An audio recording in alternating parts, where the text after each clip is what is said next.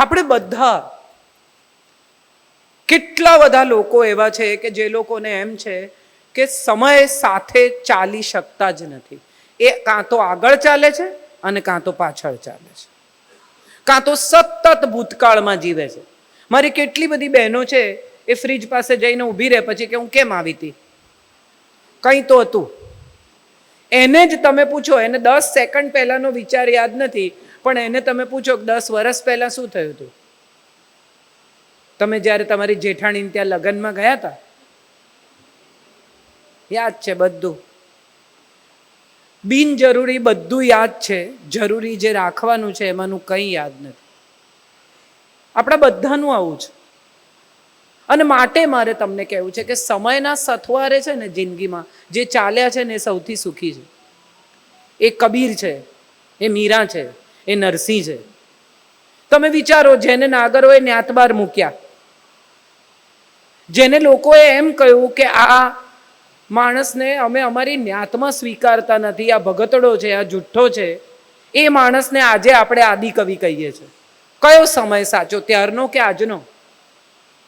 એ સમયે લોકોએ એમ કહ્યું કે નરસિંહ પર બિલકુલ ભરોસો નથી, એ નાટક કરે છે, એ તરકટ કરે છે. એ હરિજનવાસમાં ભજન કરવા ગયા તો નાગરોએ ન્યાતબાર કર્યા, અને આજે આપણે એમને નરસિંહ મહેતાને પૂજીએ છીએ. એ જ મીરા જેને રાણાએ કાઢી મૂક્યા, એ જ મીરા જે ચાલતા દ્વારકા ગયા, એ જ મીરાને આજે આપણે એમના ભજનો મોટા કેટલા બધા હૃદયપૂર્વક ગાઈએ છીએ ને એમને કેટલા મોટા કવિયત્રી માનીએ છીએ. એ જ કબીર, એ જ તુલસીદાસ, એ જ બધા જે લોકોને એમના સમયે નથી ઓળખ્યા, એ સમય જતા ઓળખાયા છે. દરેકે દરેક માણસની વાત થઈ શકે, કેટલાય લોકોની. અને બધાને એના સમયમાં ન્યાય નથી મળ્યો તો એ નિરાશ નથી થયા. મારે સૌથી મોટી વાત એ કહેવી છે કે તમને તમારો સમય ન્યાય ન કરે એટલે તમે નિરાશ થઈ જાઓ, હતાશ થઈ જાઓ, તમને એમ લાગે કે મને કોઈ સમજતું નથી. મોટા ભાગના લોકોનો એ પ્રશ્ન હોય છે. તમે ક્યાંય પણ પાર્ટીમાં જાઓ, સમાજમાં જાઓ, દુનિયામાં ક્યાંય પણ જાઓ, તમારી જાતને જ્યોતિષ સાબિત કરી શકો. કોઈનો પણ હાથ જોઈને એમ કહેવાનું કે તમને કોઈ સમજતું નથી, એટલે તરત કે હા તમારી વાત સાવ સાચી છે. બીજી બહુ જ મહત્વની લાઈન કે તમે બધા માટે ઘસાવ છો પણ તમને યશ નથી મળતો, બધા માટે સાચું. અને ત્રીજી સૌથી અગત્યની લાઈન જે દરેકને લાગે છે કે મારા જીવનની સત્ય છે, એ છે કે તમે એ બહુ ટેલેન્ટેડ છો, તમે જ્યાં હોવા જોઈએ ને ત્યાં પહોંચ્યા નહીં. આ 3 વાક્ય કોઈ પણ માણસને માટે સાચા છે. તમે જ્યોતિષ છો, આ 3 વાક્ય તમે કહી દો એટલે. અને કેટલી સ્ત્રીઓ 40, 45, 50ની હું સાંભળું કે હું તો કોલેજમાં ગરબામાં ભાગ લેતી ને સ્કૂલમાં આમ કરતી ને ભરત ગૂંથણ બહુ સરસ આવડે ને મને વક્તૃત્વ. પછી શું થયું? તો કે પછી લગ્ન થઈ ગયા. એટલે લગ્ન તમારા જીવનના કોઈ શોખને તોડી નાખે છે? તમને કોઈ વસ્તુ કરતા કોઈ ક્યારેય રોકે છે? મજા એ છે કે આપણે સમય બગાડીએ છીએ ઇનફ, અને પછી એવું કહીએ છીએ કે મને સમય નથી મળતો. પણ મારે સૌને કહેવું છે કે જો સમયની કદર નહીં કરો ને તો સમય તમારી કદર નહીં કરે.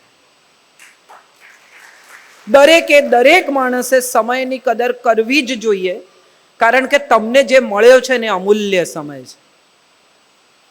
અવ્યક્તાની ભૂતાની, આગળ ખબર નથી, પાછળ ખબર નથી, વ્યક્ત મધ્ય તમને જે મળ્યું છે, ભગવદ્ ગીતા કહે છે કે આ વચ્ચેનો જે હિસ્સો છે તમારો છે. આગળ શું હતા એ તમને ખબર નથી, હવે શું થવાના છો એ તમને ખબર નથી, પણ અત્યારે તો તમને ખબર છે. ઉર્ધ્વ મૂલ અધશાખા અશ્વત્થ પ્રાહુર્વ્યયમ. એક જ માણસ જાત એવી છે કે જેના મૂળ ઉપર છે ને શાખાઓ નીચે છે. બાકી બધાના મૂળ કાં તો અંદર છે ને કાં તો આડા છે. આપણે એક જ માણસ એવું છે કે જેને અહીંયા બ્રહ્મરંધ્ર છે, અહીંયા મૂળ છે, એના મૂળ સીધા ઉપરની તરફ જોડાયેલા છે. એવો માણસનો અવતાર મળ્યો છે. હું કેટલી બધી બહેનોને મળું છું, જ્યારે બી ઘણી વાર આવા કાર્યક્રમોમાં મળું, વાત કરું, ત્યારે મને એવું સમજાય કે બધાને એવું છે કે યુવાન હોવું એ સુંદર હોવું છે.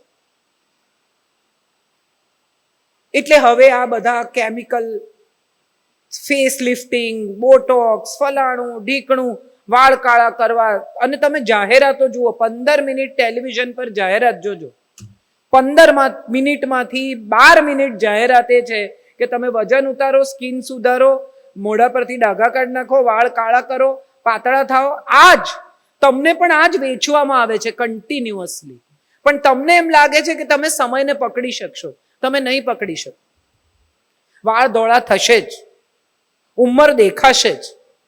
અગત્યનું એ છે કે એ જતી ઉંમરને અને આવતી ઉંમરને તમે કેટલા આનંદથી અને કેટલા ગ્રેસફુલી સ્વીકારો છો. બદલાતા સમયને સ્વીકારવો ને એ સૌથી ઇન્ટેલિજન્ટ હોવાની નિશાની છે. સમયને પકડી રાખવાનો જે પ્રયત્ન કરે છે ને એનાથી મૂર્ખ આ જગતમાં કોઈ નથી. મહાકાલ કયા છે શિવને. કેમ કયા છે મહાકાલ? એ જ શિવ છે જે મૃત્યુનો દેવ છે, એ જ શિવ છે જે વિધ્વંસ કરે છે, એ જ શિવ છે જેને કલ્યાણ કહ્યું છે. તો અર્થ એ થયો કે મૃત્યુ કલ્યાણ તરફ લઈ જાય છે. આપણે બધા શેનાથી ડરીએ છીએ? વૃદ્ધ થવાથી ને મરવાથી. સૌથી મોટો ભય શું છે? મૃત્યુ. દરેકને એમ છે કે ના ના આ બધા જવાના, હું તો રહીશ. વાતો બધા ભેગા થાય ત્યારે શું મૂકી જવાના, શું લઈ જવાના, આપણે બધું આ દુનિયામાં શું લઈને આવ્યા હતા, ખુલ્લા હાથે આવ્યા હતા, ખુલ્લા હાથે જઈશું. આવી બધી ફિલોસોફી બધા જાડે. પણ છતાંય જો તમને કોક દિવસે એમ કે પેલું તમારું યલો પંજાબી બહુ સરસ છે, મને આપી દો ને. ના, મને બહુ ગમે છે, આપું નહીં. કોક સાડી પહેરવા માંગે તો એ આમ 3 વાર પાછી આવે ત્યારે ચેક કરે બરાબર પહેરી છે ને, નીચેથી ફાડી નથી ને, ડાઘા પાડ્યા નથી ને. એકચ્યુઅલી એ સાડી અહીં જ રહેવાની છે, તમે જવાના છો. માણસ જાય તો ઘર કોઈ દિવસ રડે છે? તમે ઘરમાંથી એક માણસ ઓછો થાય તો તમે ઘરને કોઈ દિવસ રડતું જોયું છે? એ તો ઊભું છે એની જગ્યાએ. પેઢીઓ બદલાતી જાય, એ એની જગ્યાએ નિશ્ચિંત ઊભું છે. મને એવું લાગે કે ઘર છે ને સમયનું પ્રતીક છે. સમય ઊભો છે, પેઢીઓ આવે છે, પેઢીઓ જાય છે, સમય ત્યાં જ ઊભો છે. આપણને એમ છે કે સમય આપણને વિતાવી જાય છે, આપણે સમયને નથી વિતાવતા. આપણને બધાને, આઈ એમ શ્યોર, મને પણ ક્યારેક આવા વિચારો આવતા હશે. હું કઈ બહુ ભગવાન નથી, પણ મને આઈ ઓલવેઝ ફીલ કે બદલાતા સમય સાથે આપણામાં શું બદલાવવું જોઈએ એ વાત મારે તમારી સાથે શેર કરવી છે. નાના હતા, 12-14 વર્ષના, ત્યારે એક અલગ જિંદગીની કલ્પના હતી. એમ હતું કે મજા કરીશું, યુવાન થઈશું, કોલેજમાં જઈશું, ફ્રીડમ મળશે. સ્કૂલમાં જ્યારે જતા હતા ત્યારે બધે યુનિફોર્મ પહેરવાનું, ટાઈમસર પહોંચવાનું, હોમવર્ક કરવાનું ને. ત્યારે બધા જેટલા કોલેજમાં જતા હતા એ બધાને જોઈને આપણને એમ થતું હતું કે આ મારા બેટા મજા કરે. આમને કોઈ પૂછતું નથી. આપણે કોલેજમાં જઈશું ત્યારે આપણે પણ આ મજા કરીશું. પછી કોલેજમાં ગયા તો સમજાયું કે અહીંયા તો વધારે ભણવાનું છે, અહીંયા વધારે મહેનત કરવાની છે. પછી કરિયર બનાવવાનો સમય થયો, ત્યાંથી આગળ વધ્યા તો કરિયરમાં ટકી રહેવાનો પ્રશ્ન થયો. દરેકે દરેક માણસે જ્યાં ઊભા છે ત્યાં ટકી રહેવાનું છે અને એની સાથે આગળ જવાનું છે. તો તમે એવો ક્યારે સમય આવશે કે જ્યારે તમને એમ લાગશે કે હવે મારે કંઈ કરવાનું જ નથી, હવે મારે કંઈ બાકી જ નથી રહ્યું. એવો તો સમય કોઈની જિંદગીમાં કદી આવતો જ નથી. 80 વર્ષના માણસને પણ એમ લાગે છે કે પેલું રહી ગયું. એક કાકા મૃત્યુના બિલકુલ આરે પહોંચી ગયેલા, શ્વાસ એકદમ છેલ્લા ચાલે. મોટો દીકરો, વચલો દીકરો, નાનો દીકરો, બધા આજુબાજુમાં ઉભેલા. અને ડોક્ટરે કહ્યું કે હવે ભગવાનને પ્રાર્થના કરો, બસ થોડી મિનિટો જ છે એમની પાસે. ને કાકા આમ આંગળી બતાવ્યા કરે. તો છોકરાને થયું કે કંઈક કહેવું છે એમને, ક્યાંક ખજાનો બજાનો સંતાડ્યો હશે. એટલે ડોક્ટરે કહ્યું કે 1 લાખ રૂપિયાનું એક ઇન્જેક્શન છે, તમે કહો તો આપું, થોડી મિનિટ માટે નોર્મલ થશે. બહુ નહીં થાય પણ થોડી મિનિટ. તો છોકરાએ કીધું કે હા આપી દો, એમને કંઈ કહેવું છે. ને કાકા આમ વારે વારે આમ બતાવ્યા કરે કે ત્યાં. એટલે આ લોકોને થયું કે કંઈક જોરદાર વાત લાગે છે, એટલે 1 લાખ રૂપિયાનું ઇન્જેક્શન અપાવી દીધું. અપાવ્યા પછી કાકાએ કહ્યું કે પેલી ગાય સાવરણી ખાય છે. જતા જતા બી એમનો જીવ સાવરણીમાં હતો. ઈશ્વરનું નામ લેવાનો સમય થાય. એક બહુ મોટા સંત હતા, પણ ગામની સેવા કરે, ભજન ભજન, પૂજા, કીર્તન, ભગવાનનું નામ, એવું કંઈ નહીં. સંત મનથી.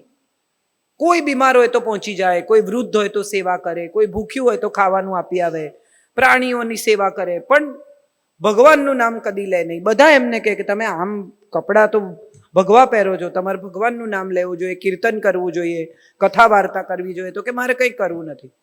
પછી છેલ્લે એમનો અંત સમય આવ્યો ત્યારે એક જણે કહ્યું કે હવે તો લો ભગવાનનું નામ. તો કે હવે શું એનું નામ લેવાનું, થોડી મિનિટોમાં તો મળવાનું છે.